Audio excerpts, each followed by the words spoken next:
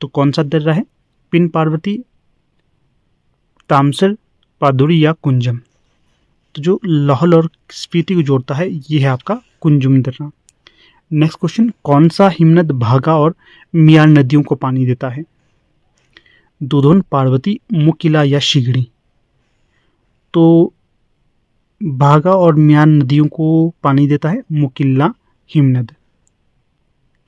और ये भी आपको अवगत करवा देता हूँ, जितने भी प्रश्नों के उत्तर दिए जाएंगे ये सारे के सारे ऑफिशियल आंसर के पर आधारित है। फिर भी आपको कहीं पर संदेह हो तो आप बेझिझक बता देना।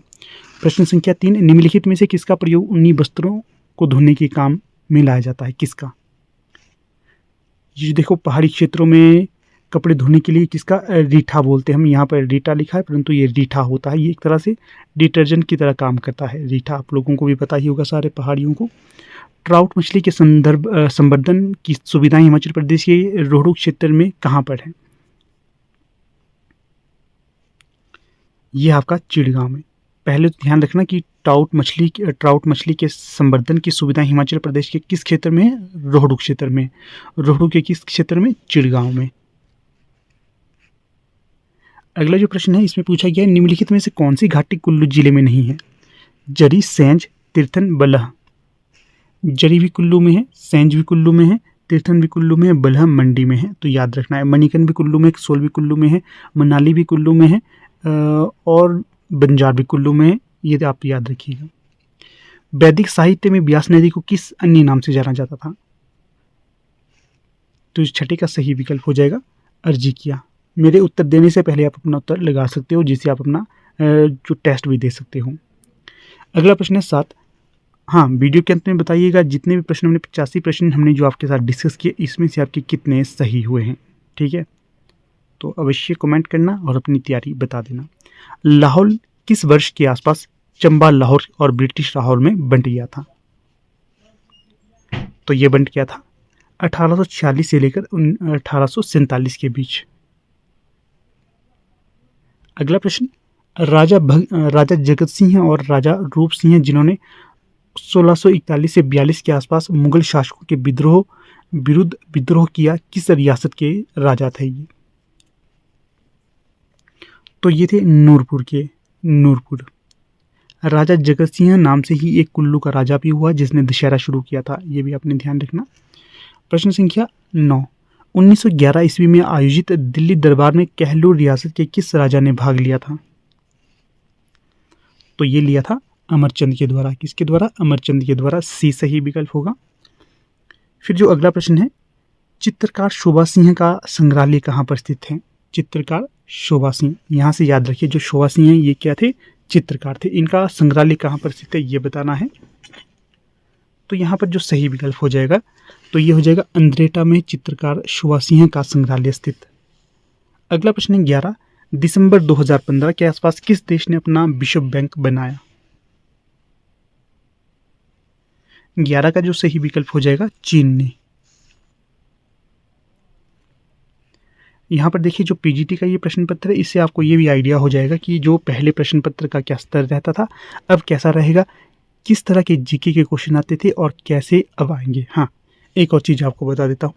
अभी देखिए जो ये चीज़ें बड़ी चली हुई है कि जो हाल ही में एक परीक्षा हुई थी वेटनरी ऑफिसर का जो परीक्षा हुई थी, इसमें देखिए प्रश्न पत्र का लेवल बहुत ही हाई था। ठीक है, अब डर गए हैं सारे पीजीटी वाले कि अब हमारा भी ऐसा ही हाई होगा या नहीं। देखिए जो वेटनरी की पोस्ट थी वो थी दोस्तों फर्स्ट ग्रेड की। किस ग्रेड की? फर्स्ट ग्रेड की। और जो आप लोगों की ग्रेड है वो कौन सी है? थर्ड ग्रेड की। तो थर्ड ग्रेड और फर्स्ट ग्रेड में आपको खुद ही पता चलता है कि अंतर है। जो हमारा अभी हाल में हुआ था असिस्टेंट प्रोफेसर का एग्ज़ाम, ठीक है, उसमें भी वेटनरी ऑफिसर की तरह ही हार्ड क्वेश्चन पूछे जाते हैं, चाहे वो पीजीटी हिंदी क्या ही हो या फिर जीके का हो, दोनों में हार्ड पूछा जाता है। अगर कोई थर्ड ग्रेड की जॉब है उसमें क्या आपको लगता है इतने ही हार्ड क्वेश्चन पूछे जाएंगे? मैं आपके ऊपर इस प्रश्न को छोड़ देता हूँ, आप बताइएगा, कमेंट करिएगा क्या लगता है आप लोग। और मेरा उत्तर जानना चाहते हैं तो आप मुझे व्हाट्सएप करिए, मैं आपको बता दूंगा। थोड़ी सी चीज़ें आपके ऊपर भी छोड़नी चाहिए जिससे आप भी अपना जो मत है वो रख सकें। ठीक है, आप अपना दिमाग खोल सकें। और देखो हमारी टीम के द्वारा आपके लिए बहुत अच्छे से तैयारी करवाई जा रही है। आपको रोज़ सुबह मिलता है बीएड पोर्शन वाला लेक्चर और आपको 5 बजे मिलता है जो रिवीजन वाली क्लास जिसमें आपको 100+ क्वेश्चन मिलते हैं रोज़, और उसके बाद आपको 7 बजे के आसपास मिलता है जीके की क्लास, जिसमें आपको Hindi, English, India, HP GK, current affair discuss करा जाता है। उसके पश्चात रात 9 बजे मिलता है आपको नए पाठ्यक्रम पर आधारित लेक्चर। इस तरह से देखिए डेली आपको 4 लेक्चर दिए जाते हैं। कहाँ पर आपको 4 लेक्चर मिल रहे हैं ये आप बताइएगा, पीजीटी की जो तैयारी कर रहे हैं, ठीक है। हमारी टीम आपको प्रोवाइड कर रही है ताकि आप लोग सफल हो। दिल से हमारी ये चाह है कि आप लोग सभी सफल हो। पता ही होगा आपको 117 सीटें हैं, 117 सीटें होती हैं बहुत ज़्यादा। अगर आप लोग शांति से तैयारी करोगे आप लोग अवश्य कामयाब हो जाएगी। 117 आप बन सकते हो, ठीक है। चलिए आगे देखते हैं प्रश्न क्या है। आगे प्रश्न है 100 नहीं, प्रश्न है 12। सितंबर 2016 के आसपास माइकल टेमर किस देश के राष्ट्रपति बने? माइकल टेमर, ये पुराना प्रश्न पत्र है इसलिए पुराने ही करंट अफेयर के क्वेश्चन भी यहाँ पर है। तो जो 12 का सही विकल्प होगा, तो ये ब्राज़ील के बने थे माइकल टेमर, राष्ट्रपति ब्राज़ील के। 12 का सही विकल्प बी। अगला जो प्रश्न है 13। पुलित्ज़र पुरस्कार किस क्षेत्र में योगदान के लिए दिया जाता है? जो पुलित्ज़र पुरस्कार दिया जाता है ये साहित्य के क्षेत्र में दिया जाता है। अगला प्रश्न है 14। इसमें क्या पूछा गया था? वैलेंटाइंस डे किस दिन मनाया जाता है? 14 फरवरी को। 14 का 14 ही उत्तर होगा। क्षेत्रफल के आधार पर विश्व में सबसे बड़ा देश कौन सा है? क्षेत्रफल के आधार पर सबसे बड़ा देश कौन सा है? रशिया, रूस। क्षेत्रफल के आधार पर भारत का सबसे बड़ा राज्य कौन सा है? भारत का सबसे बड़ा राज्य उत्तर देना है। हिमाचल प्रदेश का सबसे बड़ा जिला क्षेत्रफल के आधार पर उत्तर देना है। देखूंगा कितने देते हैं आप लोग उत्तर, ये प्रश्न आपके लिए छोड़ दिया। हाँ, एक और चीज़ यहाँ पर बता देता हूँ। हाल ही में रूस और यूक्रेन का युद्ध हो रहा है, आपको पता ही होगा। एक और देश है, 2 देश है जिनमें युद्ध हो रहा है आपका, इजराइल, और कौन है इजराइल के साथ किसका? फ़लस्तीन का युद्ध हो रहा है। ये भी आपने ध्यान रखना है। इन 2 देशों के मध्य युद्ध हो रहे हैं। गाज़ा बॉर्डर पड़ता है इन दोनों के बीच में, गाज़ा बॉर्डर। रूस और यूक्रेन में युद्ध हो रहा है। इनके यहाँ पर जो महत्वपूर्ण चीज़ थी कीव के लिए इनका युद्ध हो रहा था, ये भी आप ध्यान रखिए। प्रश्न संख्या 16। इसमें क्या पूछा गया है? बनस्थली विद्यापीठ भारत के किस राज्य में है? बनस्थली विद्यापीठ भारत के किस राज्य में है? 16 का सही विकल्प हो जाएगा राजस्थान। कॉफ़ी का सबसे अधिक उत्पादन भारतीय किस राज्य में होता है? तो ये होता है कर्नाटक में। अगला प्रश्न, भारत के किसी भी अर्धसैनिक बल की अध्यक्षता करने वाली पहली महिला अधिकारी कौन है? तो 18 का सही विकल्प कौन सा होगा ये बताना है। तो ये थी अर्चना राम सुंदरम बी। किस ग्रह का नाम समुद्र के देवता के नाम पर रखा गया है? तो ये है नेपच्यून, डी। अगला प्रश्न है 20। इसमें क्या पूछा गया है? रक्त के परिसंचरण अर्थात ब्लड सर्कुलेशन की खोज किसने की? तो ये की गई थी विलियम हार्वे के द्वारा।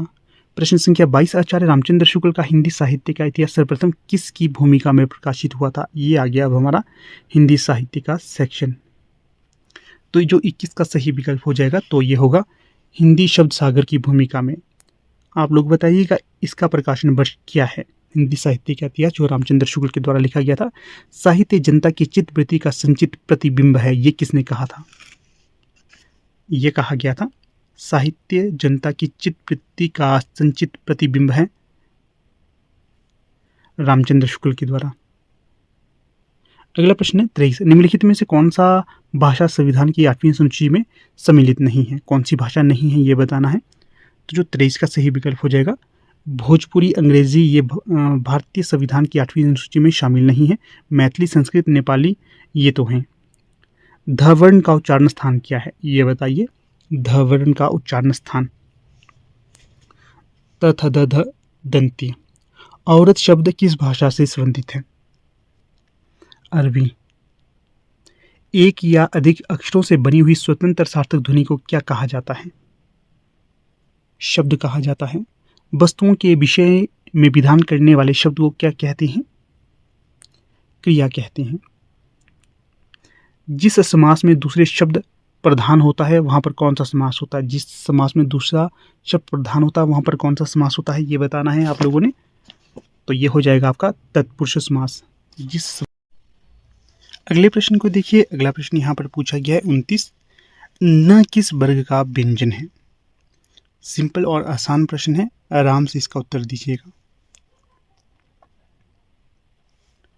तो जो 29 का सही विकल्प हो जाएगा कि न किस वर्ग का व्यंजन है, तो ये हो जाएगा आपका त वर्ग का, त थ द ध न, ये न वर्ग के अंतर्गत आते हैं।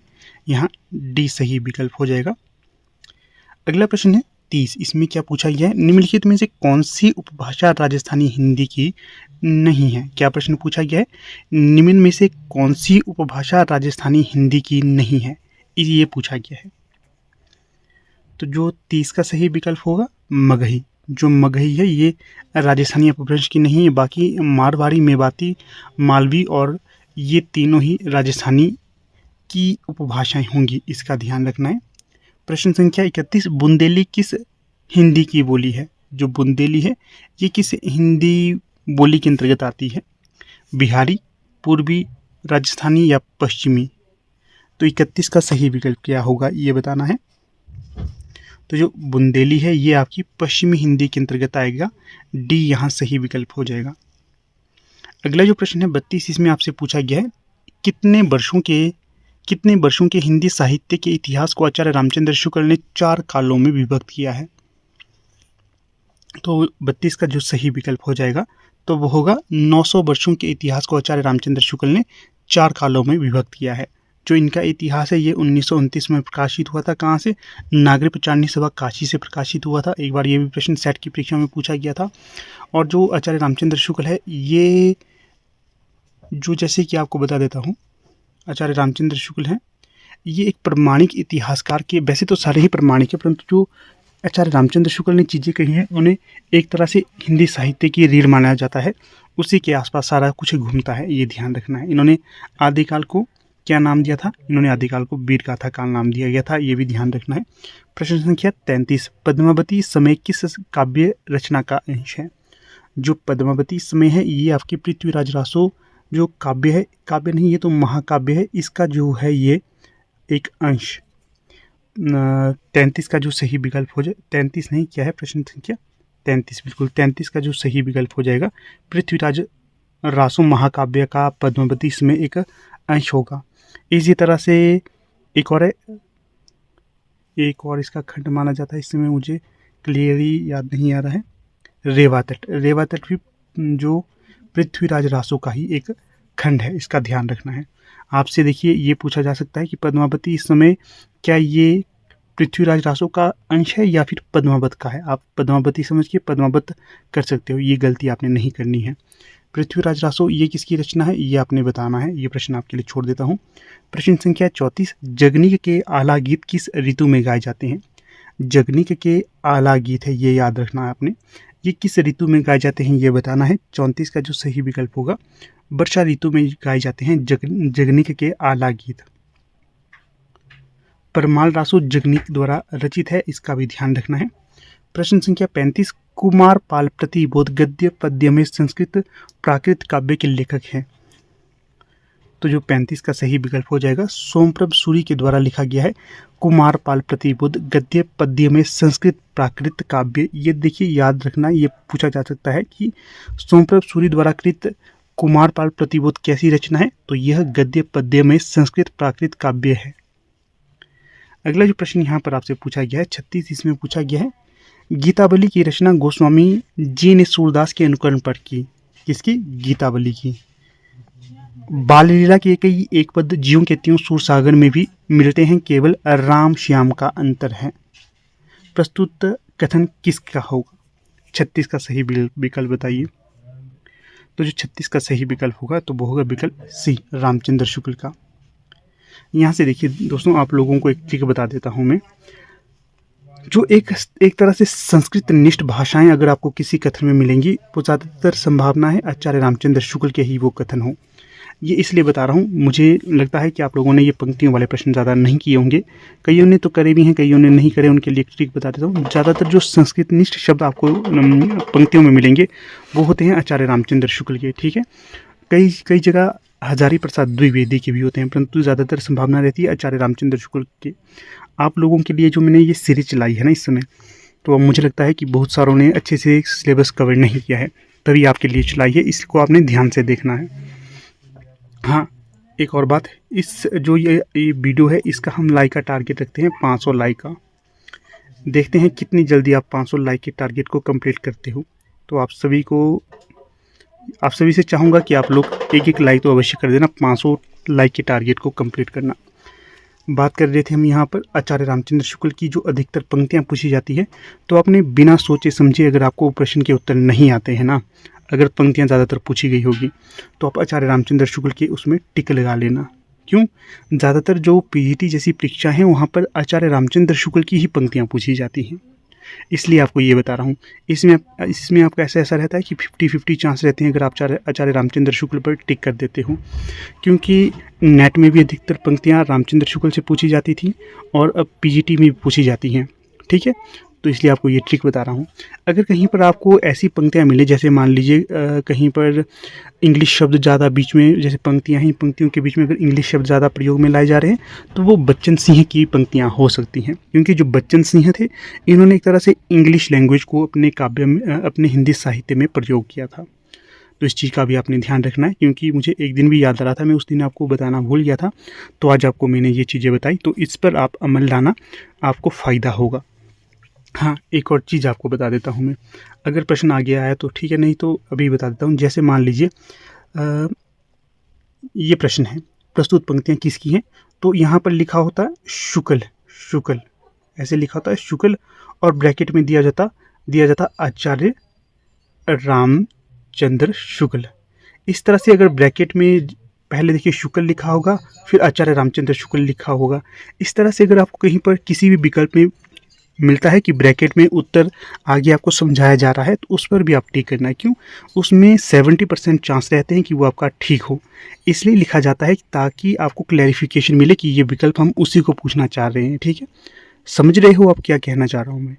तो इन चीज़ों का अपने ध्यान रखना, ये छोटी छोटी चीज़ें होती हैं जो आपको आपकी परीक्षा के और भी नज़दीक ले जाती हैं, तो इन चीज़ों का अपने ध्यान रखना है, ठीक है।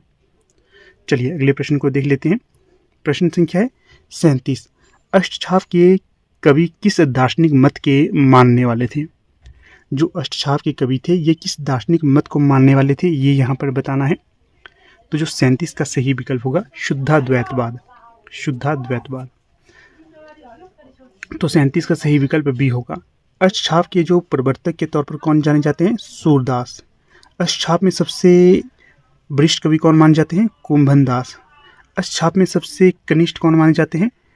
तो ये माने जाते हैं नंददास। अष्टछाप की स्थापना किसने की थी? विठलनाथ के द्वारा। दो अष्टछाप में कितने कवि संकलित थे? 8।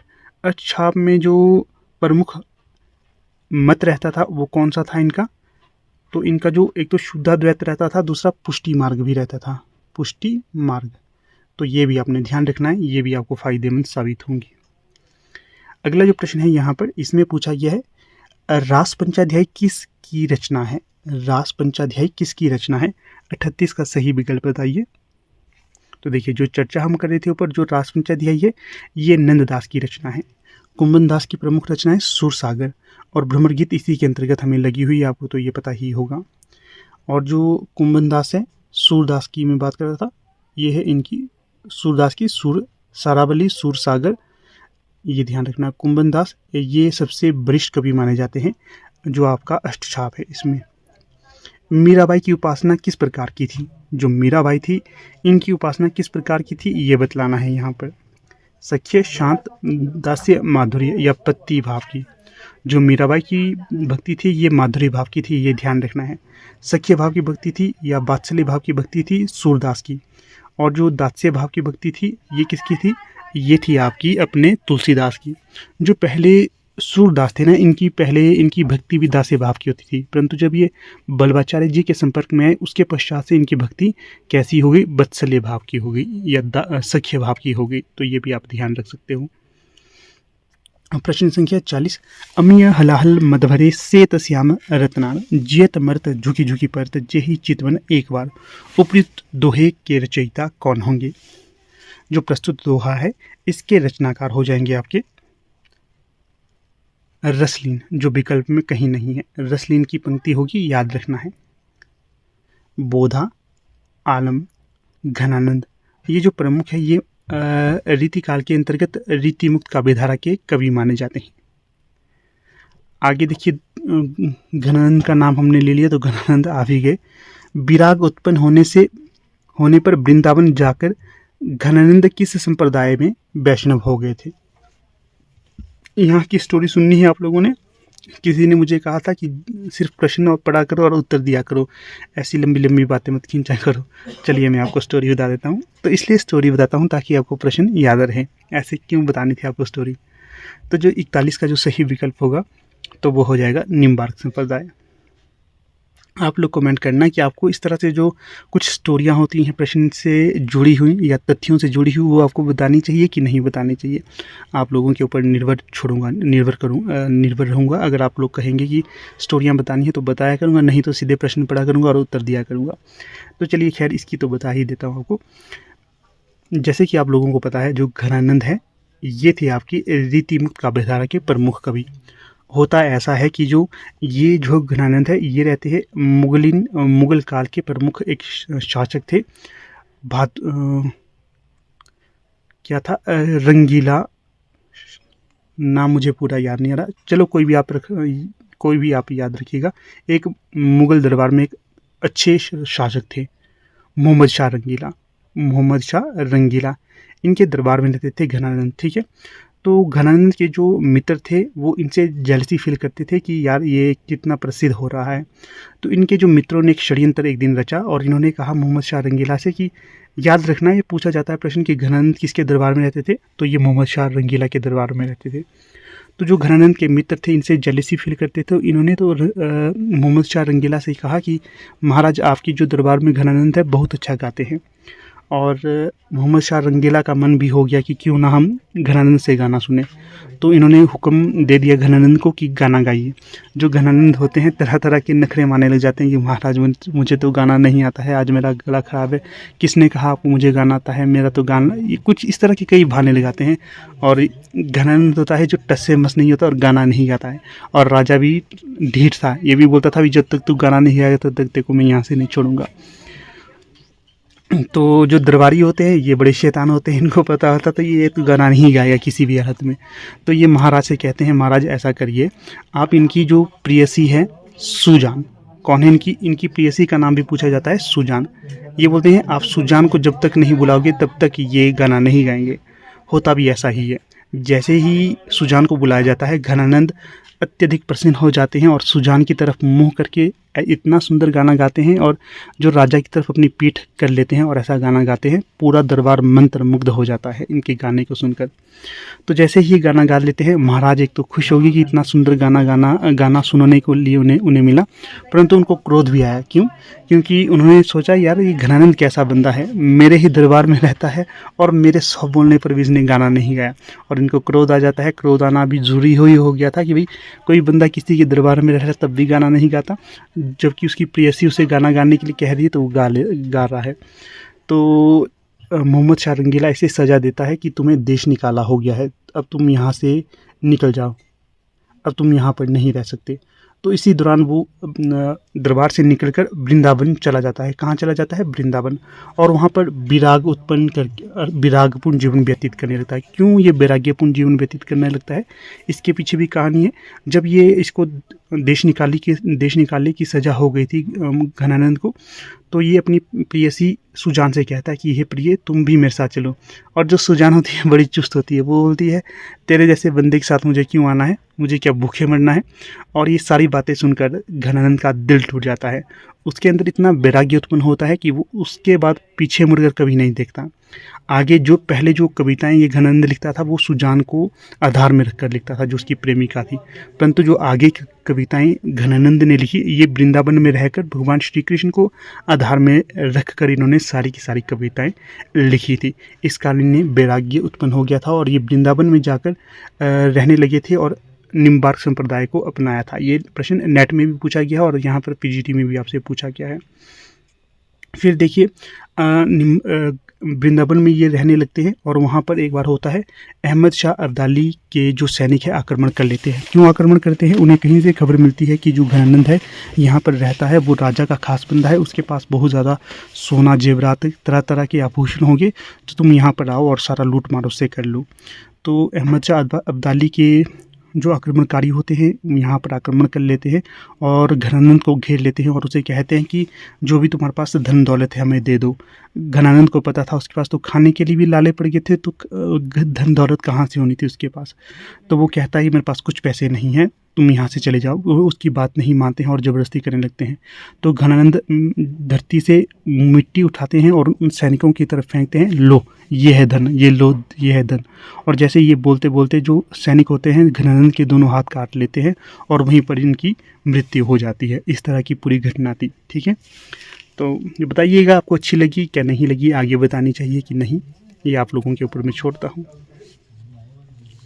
फिर प्रश्न है 42। इसमें क्या पूछा गया है आपसे? तो इसमें पूछा गया है मनोहर किस सूफी काव्य का कथानायक है? मनोहर किस सूफी काव्य का कथानायक है? एक और प्रश्न आपको यहाँ से मैं बताऊंगा कि जैसे जितने भी सूफी काव्य हैं उनके नायक आपको याद होने चाहिए, क्योंकि ये अब पूछे जाते हैं। कॉलेज कैडर की परीक्षा में भी पूछे गए थे, पीजीटी की परीक्षा में भी पूछे गए थे और नेट की परीक्षा में भी पूछे जाते हैं। जितने भी सूफी काव्य हैं उनके नायक और नायिका आपको याद होने ही चाहिए। तो जो 42 का सही विकल्प हो जाएगा, जो मधुमालती है इसका नायक है मनोहर। मंजन मधुमालती का राइटर है, ये भी आपको ध्यान रखना है। प्रश्न है 43। अजगर करे ना चाकरी, पंछी करे ना काम, दास मल्लुका कही गए सबको दाता राम। आलसियों का यह मंत्र मूल मंत्र देने वाले मल्लुक दास किस धारा के कवि थे? तो 43 का जो सही विकल्प होगा ये थे ज्ञानाश्री निर्गुण काव्यधारा के कवि। कौन? मल्लुक दास। पूछा जाता है प्रस्तुत पंक्तियां किसकी हैं, तो मल्लुक दास की ये पंक्तियां होगी और मल्लुक दास ज्ञानाश्री काव्यधारा के कवि माने जाते हैं। प्रश्न है 44। खेती ना किसान को, भिखारी को ना भीख, बली बनिक को बनिज ना, चाकर को चाकरी, जीविका विहीन हो लोग, सिद्धमान सोच बस कहें एक न सो कहाँ जाई का करी। पंक्ति को एक बार से फिर पढ़ लेते हैं। खेती ना किसान को, भिखारी को ना भीख, बली बनिक को बनिज ना, चाकर को चाकरी, जीविका विहीन लोग, सिद्धमान सोच बस कहें एक न सो कहाँ जाई का करी। प्रस्तुत पंक्तियां किसकी होंगी ये बताना है। तो जो ये पंक्तियां हो जाएंगी तुलसीदास की हो जाएंगी। सही विकल्प ए। अगला जो प्रश्न है यहाँ पर इसमें क्या पूछा गया है?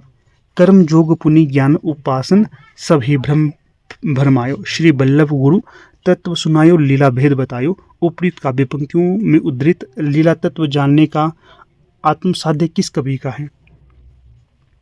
तो जो 45 का जो सही विकल्प होगा तो ये होगा, ये जो पंक्तियां कही थी सूरदास ने कही थी। क्यों? सूरदास ने ये बल्लभाचार्य के सुर में कही थी कि उन्होंने उन्हें जो वो किसी गलत डायरेक्शन में जा रहे थे वहाँ से उन्होंने उसे सही डायरेक्शन में लाया। सूरदास को किसने? बल्लभाचार्य ने।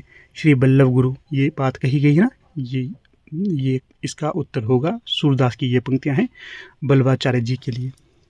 प्रश्न 46। खड़ी बोली का प्रथम महाकाव्य कौन सा है? बार बार आपको ये जोर देकर कहता हूँ कि खड़ी बोली का जो प्रथम महाकाव्य है तो वो कौन सा है? प्रिय प्रवास। कौन सा? प्रिय प्रवास। समय इसका 1914 हो जाएगा। हरिऔध की ये रचना हो जाएगी। प्रश्न है 47। इसमें आपसे पूछा गया है निम्नलिखित में से कौन सा नाटक श्री निवास दास का नहीं है, ये पूछा गया है। 47 का सही विकल्प होगा ए, दमयंती स्वयंवर। ये लाला श्रीनिवास दास का नहीं है। तप्ता स्वयंवर, रणधीर प्रेम मोहिनी, संयोगिता स्वयंवर, ये तीनों ही लाला श्रीनिवास दास का होगा। ये तीनों नाटक होंगे लाला श्रीनिवास दास के। जो परीक्षा गुरु है ये उपन्यास भी लाला श्रीनिवास दास का ही होगा। इसे हिंदी का प्रथम उपन्यास भी कहा जाता है, ये भी आपने ध्यान रखना है। प्रश्न 48, हम कौन थे, क्या हो गए और क्या होंगे अभी, आओ विचारें आज मिलकर ये समस्या सभी। राष्ट्रीय भावना एवं जागरण स्वर की प्रधानता से उपयुक्त काव्य पंक्तियों के रचनाकार कौन होंगे।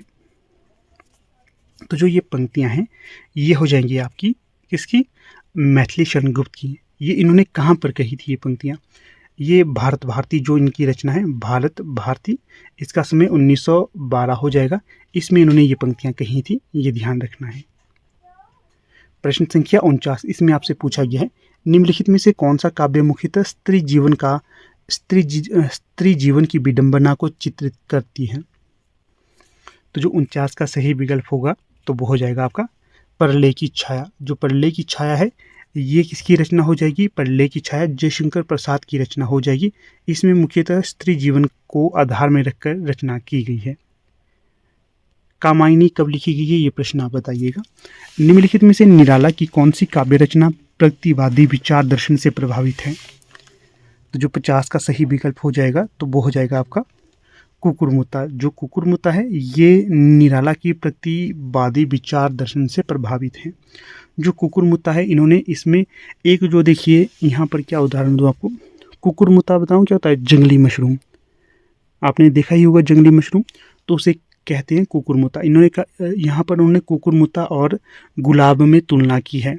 स्वयं को ये कुकुरमुत्ता कहते हैं और जो गुलाब होता है उन्हें कहते हैं, बाकी जो अमीरजादे की कवि, अमीरजादे टाइप के कवि होते हैं उनको उन्होंने गुलाब कहा है, स्वयं को उन्होंने कुकुरमुत्ता कहा है। और इस कविता में प्रगतिवादी सोच देखने के लिए मिलती है।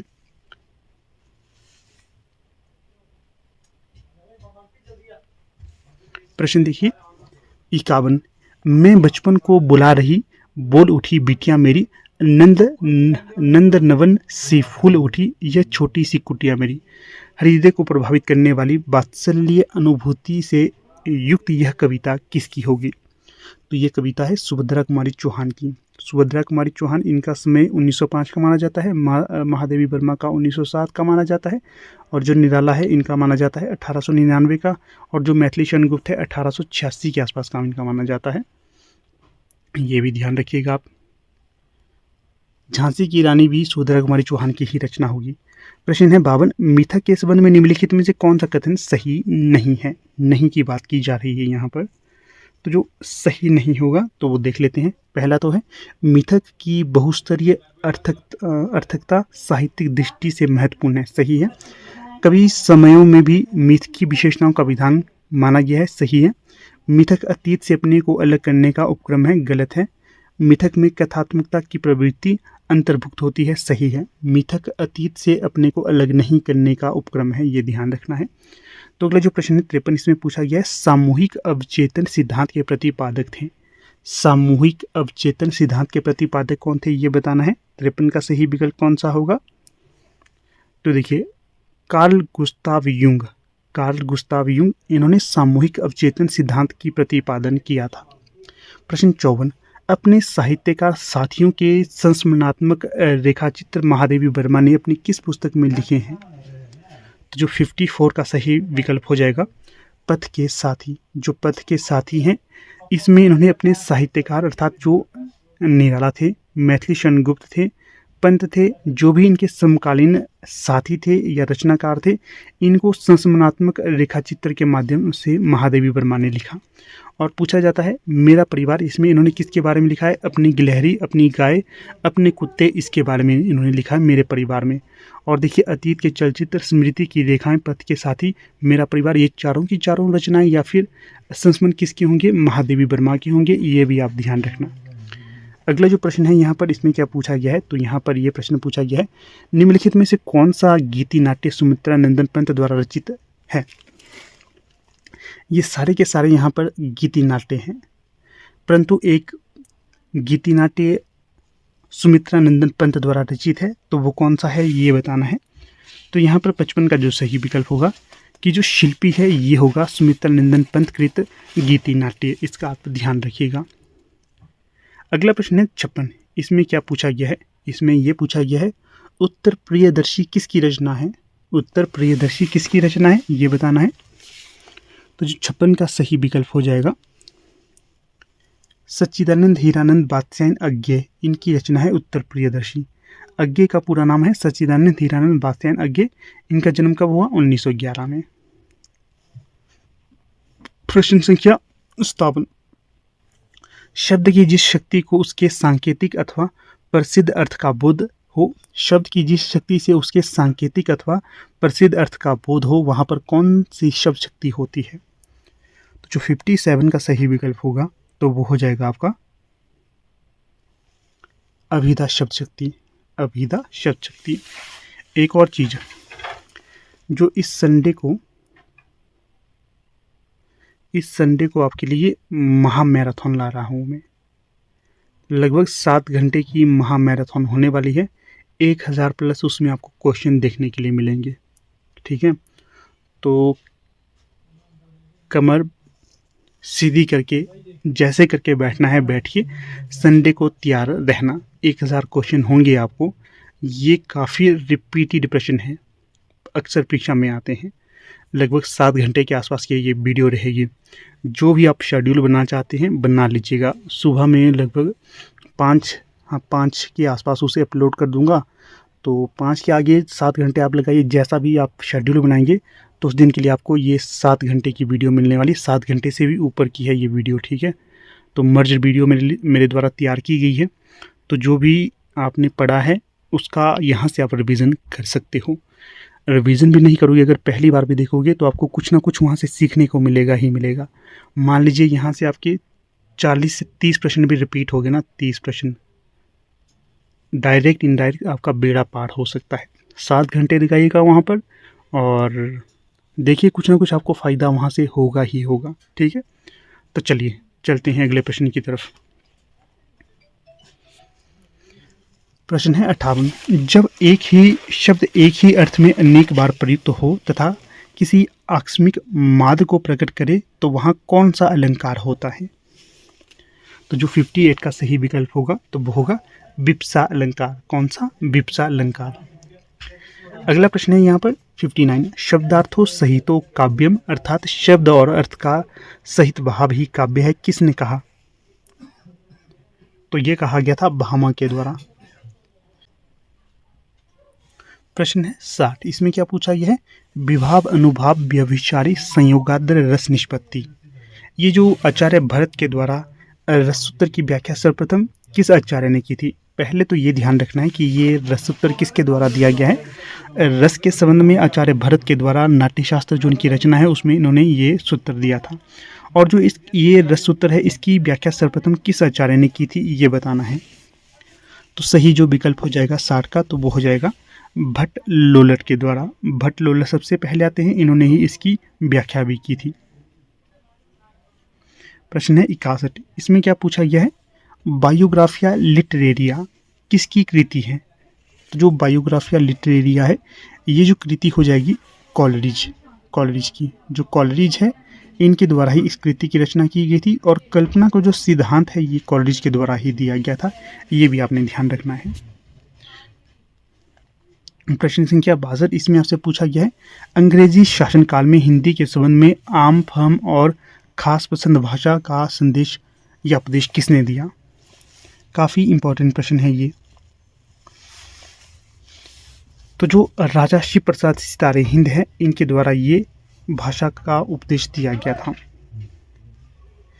और इनके द्वारा हिंदुस्तानी भाषा को प्रयोग में लाया गया था। ये भी आपने ध्यान रखना है, ये भी काफ़ी महत्वपूर्ण होगा परीक्षा हेतु आपको।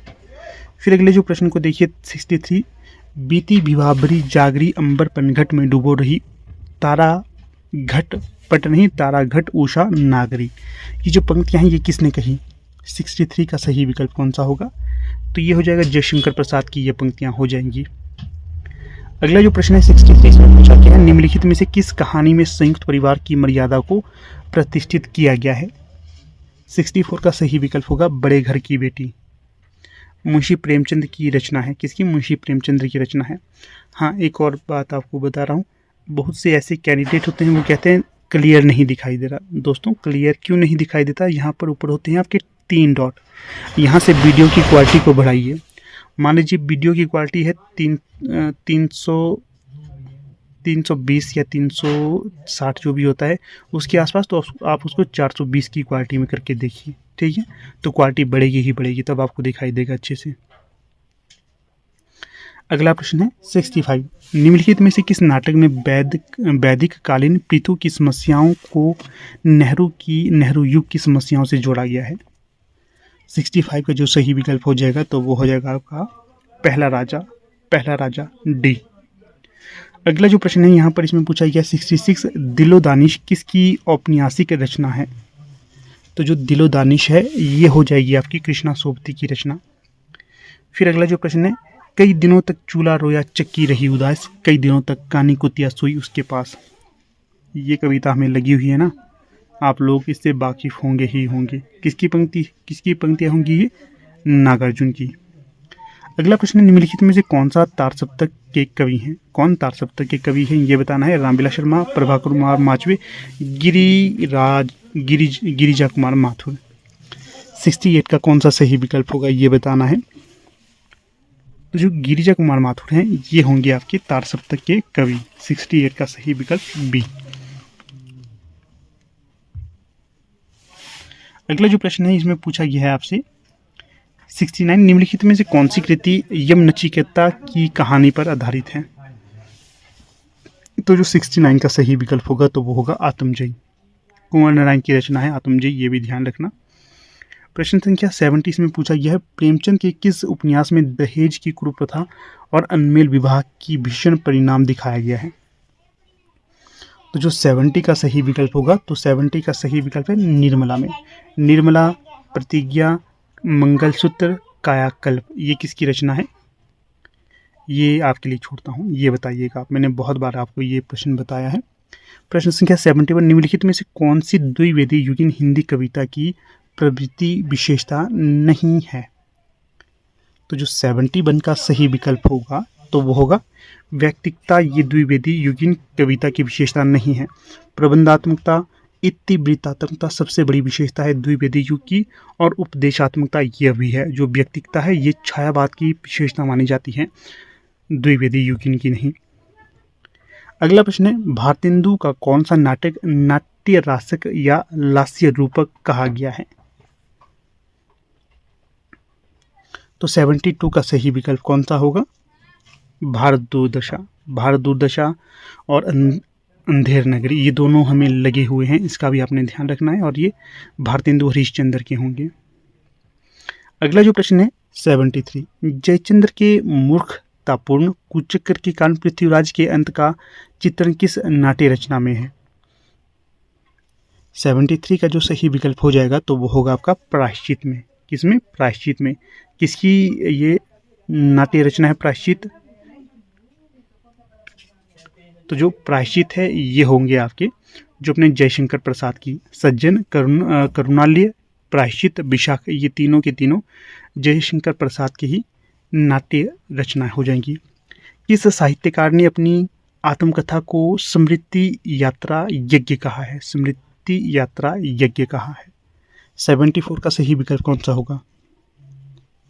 तो जो 74 का सही विकल्प होगा तो ये हो जाएगा हरिवंश राय बच्चन ने कहा है। ये हरिवंश राय बच्चन।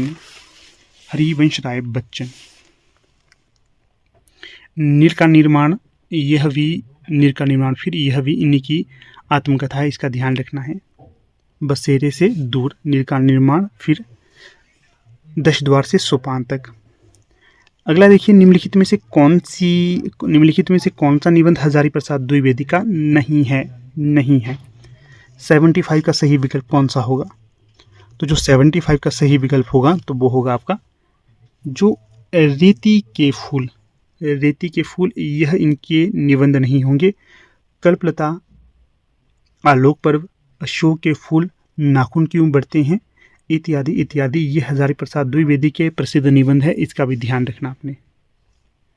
प्रश्न संख्या है 76, शशि यदनी यह नायिका ताप हरती है जोए, उपयुक्त काव्य पंक्तियां हैं यहाँ पर कौन सा अलंकार होगा ये बताना है। तो जो 76 है यहाँ पर जो अलंकार होगा परिकर अलंकार है, परिकर। ए। अगला जो प्रश्न है 77, निस्संदेह शब्द में कौन सी संधि है? तो 77 का सही विकल्प होगा विसर्ग संधि है निस्संदेह में। अगला प्रश्न है 78 कारवां किसका एकांकी संग्रह है?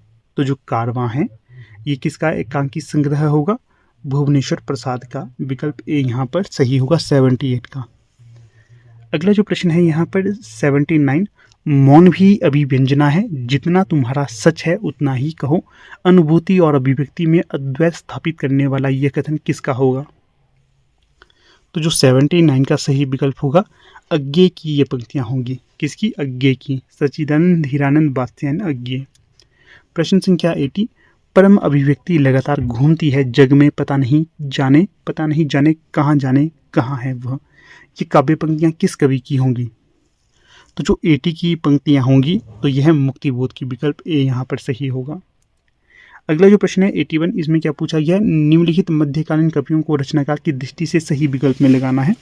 तो जो 81 का सही विकल्प होगा तो वो होगा, देखिए सबसे पहले आएंगे बिहारी, फिर मतीराम, फिर देव, फिर पद्माकर।